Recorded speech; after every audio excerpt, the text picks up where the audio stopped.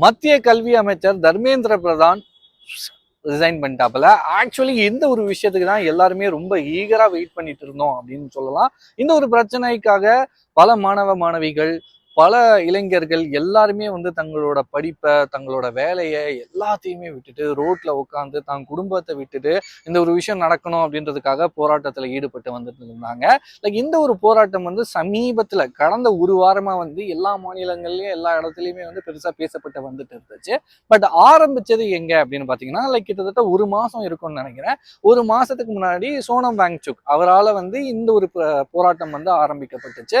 Like 2026 இந்த வருஷம் வந்து நீட் எக்ஸாம் நடந்துருந்துச்சு. அந்த நீட் எக்ஸாம்ல வந்து பேப்பர் லீக் ஆகிருந்துச்சு. இதை எடுத்து மாணவ மாணவிகள் நிறைய பேர் வந்து லைக் விபரீத முடிவு எடுத்து அவங்களோட உயிரை அவங்களே எடுத்திருந்தாங்க. இதை எடுத்து தான் சோனம் வாங்சுக் அவர்கள் வந்து டெல்லியில வந்து ஃபர்ஸ்ட் போராட்டத்தில் ஈடுபட்டாப்புல, உண்ணாவிரதத்தில் ஈடுபட்டாப்புல, சாப்பிடாம கொள்ளாம. என்னன்னு சொல்லினா அவர் வச்ச கோரிக்கைகள் என்ன அப்படின்னு பாத்தீங்கன்னா ஃபர்ஸ்ட் வந்து கவர்மெண்ட் வந்து ஃபுல் அண்ட் ஃபுல் இந்த ஒரு விஷயத்துக்கு வந்து அக்கௌண்டபிலிட்டி எடுத்துக்கணும். லைக் வந்து கவர்மெண்ட் நடத்தக்கூடிய ஒரு எக்ஸாமு, அந்த எக்ஸாம்ல வந்து பேப்பர் லீக் உள்ளேந்து நடந்திருக்கு. இதுக்கு காரணம் வந்து கவர்மெண்ட் தான். ஸோ கவர்மெண்ட் வந்து முழுக்க முழுக்க அக்கௌண்டபிலிட்டி எடுத்துக்கணும் அப்படின்ற மாதிரியான முதல் கோரிக்கை. ரெண்டாவது கோரிக்கை என்ன அப்படின்னு பாத்தீங்கன்னா லைக் வந்து லைக் இப்போ அமைச்சர் தர்மேந்திர பிரதான் அவர்கள் வந்து ரிசைன் பண்ணணும். ஏன்னா அவர் தானே கல்வி அமைச்சர். ஸோ அவர் தானே இது வந்து ரொம்ப கேர்ஃபுல்லா இருந்திருக்கணும், எல்லாமே பார்த்துருக்கணும். அவர் வந்து அமைச்சரா இருக்கும்போது இந்த மாதிரியான ஒரு சம்பவம் நடந்திருக்கு. என்னதான் ரீ எக்ஸாம் வச்சாலும் என்னதான் நடந்திருந்தாலுமே நிறைய உயிர்கள் பறி போயிருக்கு. இந்த ஒரு எக்ஸாம் எழுதுறதுக்காக எத்தனை மாணவ மாணவிகள் வந்து எவ்வளவு கஷ்டப்பட்டு பகலா சாப்பாடு தண்ணி எதுவுமே இல்லாம கஷ்டப்பட்டு எழுதியிருப்பாங்க. லைக் நிறைய லைஃப்ஸ் வேஸ்ட் ஆயிருக்குல்ல. இதுக்கு காரணம் அவர் தான். ஸோ கண்டிப்பா அவர் வந்து அவரோட பதவியை வந்து ரிசைன் பண்ணியே தீரணும். அது வரைக்கும் இந்த ஒரு போராட்டம் வந்து நீடிக்கும் அப்படின்ற மாதிரி இந்த போராட்டத்தை வந்து ஆரம்பிச்சிருந்தாங்க. ஆக்சுவலி ஆரம்பத்துல நிறைய இடத்துல இதை பத்தி பேசவே இல்லை அப்படின்னு தான் சொல்லி ஆகணும். லைக் வந்து ஒரு கிட்டத்தட்ட 10-15 நாள் வந்து அங்க உண்ணாவிரதத்துல இருந்து போராட்டம் செஞ்சிருந்தாப்புல சோனம் வாங்சுக் அவர்கள். பட் இதை பத்தி வந்து நம்ம தமிழ்நாட்டிலே பெருசா யாருமே கண்டுக்கல, பெருசா யாருமே பேசல. லைக் ரொம்ப அசால்ட்டா அப்படின்ற மாதிரி தான் இருந்தாங்க. இந்த ஒரு விஷயம் எப்போ பூம் ஆச்சு அப்படின்னு பாத்தீங்கன்னா ஆஃப்டர் 17 to 18 டேஸ், 17ல இருந்து 18வது நாட்களுக்கு அப்புறமா வந்து இங்க இருக்கக்கூடிய நிறைய இன்ஃப்ளூயன்சஸ் வந்து இதை எடுத்து நிறைய விஷயங்களை ஸ்ப்ரெட் பண்ண ஆரம்பிச்சாங்க. அதுக்கப்புறமா அங்க போலீஸார் வந்து அங்க போராட்டத்தில் ஈடுபட்ட எல்லாரையுமே வந்து அடிக்க ஆரம்பிச்சாங்க, லைக் தாக்குனாங்க.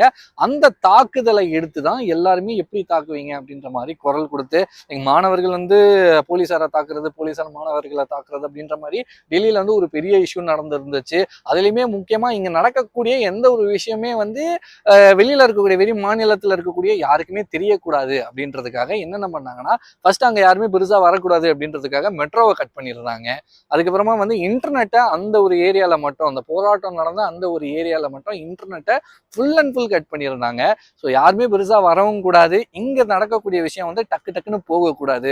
சப்போஸ் அங்க நடக்கக்கூடிய ஏதாச்சும் ஒரு விஷயம், ஏதாச்சும் இந்த ஃபுட்டேஜ் ரிலீஸ் ஆகணும் அப்படின்னு இருந்தா அங்க ரெக்கார்ட் பண்ணிட்டு அந்த ஏரியாவை விட்டு தள்ளி பக்கத்து ஏரியாவுக்கு வந்து அங்க இருக்கக்கூடிய இன்டர்நெட்டை யூஸ் பண்ணி மட்டும்தான் லைக் நம்மளால வந்து லைக் சோசியல் மீடியாலேயே எதுலையுமே அப்லோட் பண்ண முடியும். அந்த மாதிரி வந்து கவர்மெண்ட் வந்து ரொம்ப ரெஸ்ட்ரிக்ட் பண்ணி இந்த போராட்டத்தை வந்து எப்படியாச்சும் அடக்கிடணும், எப்படியாச்சும் அமைக்கணும் அப்படின்னு பார்த்தாங்க.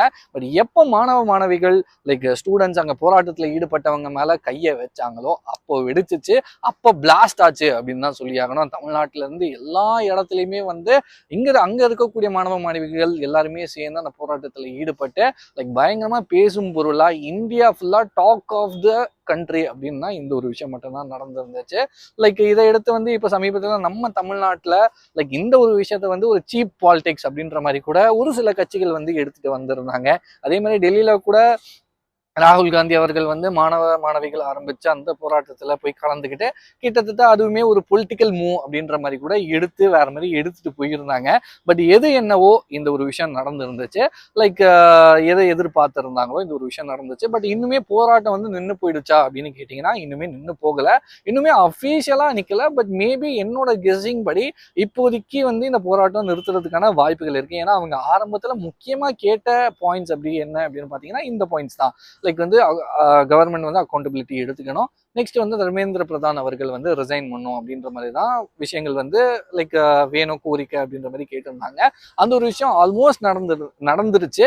பட் இது வந்து கொஞ்சம் லேட்டாக நடந்தது. கிட்டத்தட்ட ஒரு 1.5 மாதம் கழிச்சு தான் இந்த ஒரு விஷயம். 1.5 மாதம் வந்து எல்லாருமே சாப்பிடாம கொள்ளாம அவங்களோட குடும்பம் எல்லாத்தையும் விட்டு ரோட்ல உட்காந்து கத்துன்னு கத்தி அடி வாங்கி மிதி வாங்கி இந்த மாதிரியான விஷயங்கள்லாம் பண்ணதுக்கு அப்புறமா தான் கவர்மெண்ட் வந்து அக்செப்ட் பண்ணுவாங்க போல. இப்போ தர்மேந்திர பிரதான் தரப்புல இருந்து ஒரு லெட்டர் வந்து ஹிந்தியில ஏதோ வெளியிட்டிருக்காங்க. நமக்கு ஹிந்தி என்னன்னு ஒழுங்கா படிக்க தெரியல. பட் இருந்தாலுமே ஒரு சில நியூஸ் சேனல்ஸ் அப்படிலாம் எடுத்து பார்க்கும்போது லைக் அதுல சொல்லக்கூடிய விஷயம் என்ன அப்படின்னு பாத்தீங்கன்னா, 40 வருஷமா இந்த கல்வித்துறைக்காக நான் வந்து நிறைய விஷயங்கள் என்னோட மனசார ரொம்ப ஈடுபட்டு பண்ணியிருக்கேன். இந்த கவர்மெண்ட்டுக்கு நான் ரொம்ப உண்மையா இருந்திருக்கேன். மோடி அவர்களுக்கு ரொம்ப உண்மையா இருந்திருக்கேன். மோடி அவர்கள் ரொம்ப நல்ல விஷயம் செஞ்சிருக்காரு. எல்லாத்துக்குமே நன்றி அப்படின்ற மாதிரி ஃபார்மாலிட்டியா ஒரு சில விஷயங்கள் பேசுவாங்கல்ல. அந்த மாதிரி ஒரு சில விஷயங்கள்லாம் சொல்லி இந்த லெட்டரை கொடுத்துருக்காப்புல. அதுல முக்கியமா நான் நோட் பண்ண பாயிண்ட் என்ன அப்படின்னு பாத்தீங்கன்னா, லைக் அது ஒரு பாயிண்ட் தான் என்ன வந்து ரொம்ப ஈர்த்துச்சு அப்படின்னு சொல்லி ஆகணும். மாணவ மாணவிகள் வந்து இந்த போராட்டம் அது இதுன்னு ரோட்ல உட்காந்து டைம் வேஸ்ட் பண்றதை விட போயிட்டு படிச்சா நல்லா இருக்கும். அதனால தான் நான் ரிசைன் பண்றேன் அப்படின்ற மாதிரியான ஒரு விஷயத்த சொல்லி இது பண்ணியிருக்காங்க. பட் அப்படி இருந்துமே கடைசி வரைக்கும் இது எங்க தப்பு அப்படின்ற மாதிரி அந்த லெட்டர்ல வந்து மென்ஷன் பண்ணாங்களா என்ன எதுன்னு தெரியல. நான் வந்து ஆடியோவா அது என்ன எதுன்னு டிரான்ஸ்லேட் பண்ணி கேட்கும்போது வந்து அப்படி எதுவுமே மென்ஷன் பண்ண மாதிரி தெரியல. நான் வந்து இந்த நாட்டுக்காக நான் வந்து இந்த கல்வித்துறைக்காக நிறைய போராடி இருக்கேன், நிறைய விஷயங்கள் செஞ்சிருக்கேன், இன்னுமே நிறைய விஷயம் வந்து அமல்படுத்துறதுக்கான ஒரு பிளானிங்ல எல்லாம் நிறைய இருந்தேன். பட் வந்து மாணவ மாணவிகள் வந்து ரோட்ல உட்காந்து நிறைய விஷயங்கள் போராடிட்டு இருக்காங்க. அதை என்னால பார்க்க முடியல. மாணவ மாணவிகள் வந்து அவங்களோட டைமை வேஸ்ட் பண்றாங்க படிக்காம. இந்த போராட்டம் அப்படின்ற மாதிரியான விஷயங்கள்ல வந்து ஈடுபட்டு வீணாக்குறாங்க அவங்களோட டைமை. போய் படிச்சா நல்லா இருக்கும், அவங்களோட படிப்புக்காக நான் ரிசைன் பண்றேன் அப்படின்ற மாதிரி அங்க ஒரு தியாகம் அப்படின்ற ஒரு விஷயம் தான் எனக்கு அந்த ஒரு விஷயம்லாம் கேட்கும்போது எனக்கு பட்டுச்சு. ஸோ அப்படி இருந்து இவர் வந்து இப்போ அவ்வளோதான் ரிசைன் பண்ணிட்டாரு அப்படின்ற மாதிரி எடுத்துக்கலாம். ஸோ இதுக்கப்புறமா என்ன நடக்கும், லைக் வந்து இப்போ நடந்திருக்கக்கூடிய போராட்டம் வந்து கண்டினியூ ஆகுமா என்ன எதுன்னு தெரியல. பட் நீட் அப்படின்ற ஒரு விஷயம் கூட பெருசா லைக் எல்லாருமே எதிர்பார்த்துட்டு இருக்கக்கூடிய ஒரு விஷயம் அப்படின்னு இருந்தாலுமே லைக் நீட்டுக்கு வந்து ஒரு சில ஆதரவு கூட நம்ம நாட்டில் இருக்கு அப்படின்னு சொல்லி ஆகணும். லைக் ஒரு பக்கம் மாணவ மாணவிகள் எல்லாருக்குமே வந்து இது வந்து ஒரு பெரிய குடைச்சலை கொடுக்குது, ரொம்ப தலைவலியா இருக்கு, படிக்க முடியல, பசங்க வந்து ரொம்ப கஷ்டப்படுறாங்க அப்படின்ட்டு சொல்லிட்டு இருந்தாலுமே லைக் இதுல வந்து ஒரு மாதிரியான ஒரு சமத்துவம் இருக்கு. லைக் நீட் வந்து சமத்துவம் இல்லை அப்படின்னு ஒரு சில பேர் சொன்னாலும் இன்னும் ஒரு சில பேர் என்ன சொல்லிக்கிறாங்க அப்படின்னு பாத்தீங்கன்னா, நீட்ல வந்து சமத்துவம் இருக்கு. லைக் வந்து யார் வேணா காசு இருக்கிறவங்க பிரைவேட்ல போயிட்டு படிச்சிடலாம், பிரைவேட்ல காசு கட்டி படிச்சிடலாம். லைக் அவங்களுக்கு வந்து பெருசா ஸ்கில்ஸ் இருக்கணும் இல்லை அப்படின்னு அவசியம் கிடையாது. காசு மட்டும் கோடிக்கணக்குல காசு இருந்தா போதும், அவங்க போயிட்டு ஏதோ ஒரு பிரைவேட் லைக் காலேஜ்ல வந்து காசு கட்டி எப்படியாச்சும் டாக்டர் சீட் வாங்கிடலாம், அவங்க வந்து டாக்டருக்கு படிச்சிடலாம் அப்படின்ற மாதிரி இருந்துச்சு. பட் நீட் இருக்கும்போது அந்த மாதிரி கிடையாது. நீட் வந்து ரொம்ப கஷ்டமான ஒரு எக்ஸாமா இருந்தாலுமே நீட்டுக்கு பின்னாடி இருக்கக்கூடிய ஒரு நல்ல விஷயம் என்னன்னு பார்த்தீங்கன்னா சமத்துவம் தான். லைக் பாஸ் ஆனவங்களுக்கு மட்டும்தான் சீட்டு அப்படின்ற மாதிரியான ஒரு விஷயம் வந்து இங்க உருவாது. அப்படின்றப்போ வந்து இதை எப்படி நீங்க பேன் நீட்டு அப்படின்னு சொல்லுவீங்க அப்படின்ற மாதிரியும் ஒரு சில பேர் வந்து பேசிக்கிறாங்க. பட் நமக்கு எக்ஸாக்டா தெரியல. லைக் மாணவ மாணவிகள் இதனால கஷ்டப்படுறாங்க அப்படின்றப்போ வந்து இதுக்கு ஆல்டர்னேட்டிவா ஏதாச்சும் பண்ணா நல்லா இருக்கும் அப்படின்னு நான் நினைக்கிறேன். ஓகே, நீட்டை வந்து பேன் பண்ண முடியலனாலுமே லைக் ஒரு சில கோச்சிங் சென்டர்ஸை பேன் பண்ணா நல்லா இருக்கும் அப்படின்னு நான் நினைக்கிறேன். ஏன்னா கோச்சிங் சென்டர்ஸ் தான் இங்க வந்து பெருசா காசு சம்பாதிச்சுட்டு இருக்காங்க. டாக்டர் ஆகணும் அப்படின்னு ஆசைப்படுறது தப்பு இல்லை, ஆனா அந்த கோச்சிங் சென்டர்ல வந்து போய் காசு கட்டி சேர முடியல. அதனால வந்து இங்க ஏகப்பட்ட பேர் ரொம்ப தவிச்சு போறாங்க. லைக் காசு இருக்கிறவன் போய் சேர்ந்துருவான், காசு இல்லாதவன் என்ன பண்ணுவான்? காசு இருந்தா கோடிக்கணக்கில் இப்போ அந்த கோச்சிங் கிளாஸ்ல போய் சேரணும் அப்படின்னு இருந்தாலே 50 லட்சம் 60 லட்சம் அப்படின்ற மாதிரி சொல்றாங்க. இருக்கிறவன் போய் சேர்ந்துட்டான், இல்லாதவன் என்ன பண்ணுவான்? ஸோ நீட்டை பேன் பண்ணாதது ஒரு பக்கம் இருந்தாலுமே என்னை பொறுத்த வரைக்கும் நீட்டால பாதிக்கப்பட்டுட்டு இருக்கிறவங்க ஏகப்பட்ட பேர் இருக்காங்க. ஸோ வந்து இந்த சைடும் ரொம்ப ஃபேவரிசம் வேணாம், அந்த சைடும் பெருசா ஃபேவரிசம் வேணாம். எதுவுமே இல்லாம லைக் மாணவர்களுக்கு எது நல்லது, தரமான கல்வியை எப்படி கொடுக்க முடியும், அந்த மாதிரியான கோச்சிங் சென்டர்ஸ் அப்படின்னு வச்சு மாணவ மாணவிகள் அவங்களோட குடும்பம் வந்து ரொம்ப கஷ்டப்பட்டு வேதனைப்பட்டு காசை கட்டி அவங்கள படிக்க வைக்கிறாங்க. இந்த மாதிரியான விஷயங்கள்லாம் இல்லாம எல்லாருக்குமே வந்து ஃப்ரீ ஆஃப் எஜுகேஷன் கொடுத்து ஃப்ரீயா வந்து அவங்களுக்கான அவங்க ஸ்கில்லை மட்டுமே வச்சு அவங்களோட டேலண்ட்டை மட்டுமே வச்சு அவங்களுக்கு டாக்டர் சீட் கிடைச்சா நல்லா இருக்கும் அப்படின்னு தான் நானுமே நினைக்கிறேன். ஏன்னா நீட் வந்து நிஜமா இப்போ வரைக்கும் இந்த ஒரு டிபேட்ல வந்து என்னால் கான்ஃபிடென்ட்டா சொல்ல முடியல. நீட் இருக்கணுமா இருக்கக்கூடாதா அப்படின்ற ஒரு விஷயத்த. ஏன்னா நான் வந்து பெருசாக அது அனுபவிக்கல, படிக்கல.